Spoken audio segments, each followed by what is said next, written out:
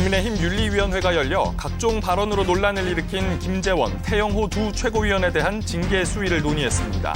당원권 1년 이상 정지 등 중징계 가능성도 당 안팎에서 제기되고 있습니다.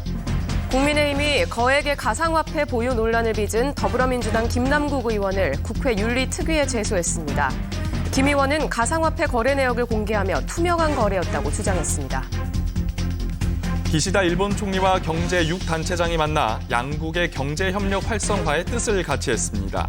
한미일 3국 간 안보 협력도 가속화될 거란 전망이 나오는 가운데 중국 측은 경계심을 드러내고 있습니다. 지난 주말 미국 텍사스주에서 일어난 총기 난사 사건의 사망자 중에 한인 가족 3명이 포함된 것으로 확인됐습니다. 30대 부부와 3살 아이가 숨졌고 5살 아이도 총에 맞아 중태인 것으로 알려졌습니다. 이브닝 뉴스 시작합니다. 기시다 후미오 일본 총리의 방한이 마무리된 가운데 한일 정부는 오는 23일 원전 오염수 방류를 앞둔 후쿠시마에 한국 전문가 실찰단을 파견하기로 했습니다. 국민의힘 윤리위원회가 각종 설화 등으로 논란을 일으킨 김재원, 태영호 최고위원 징계 여부를 논의 중입니다. 총선이 1년도 남지 않은 상황에서 징계 수위에 관심이 쏠립니다.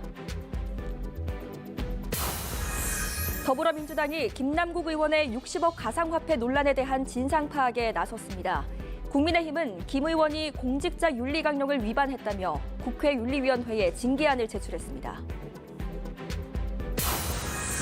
금융당국이 SG증권발 주가 폭락 같은 사태를 막기 위해서 내부자 거래는 사전에 공시하고 불공정 거래에 대한 과징금은 크게 높이는 방안을 추진합니다.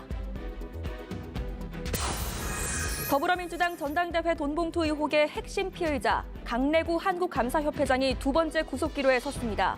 결과에 따라 현역 의원 줄 소환 등 검찰의 수사 속도가 달라질 것으로 보입니다. 지난 6일 텍사스주 댈러스 외곽 쇼핑몰에서 발생한 총기 난사로 9명이 숨진 가운데 한인동포 일가족 3명도 희생자에 포함된 것으로 확인됐습니다.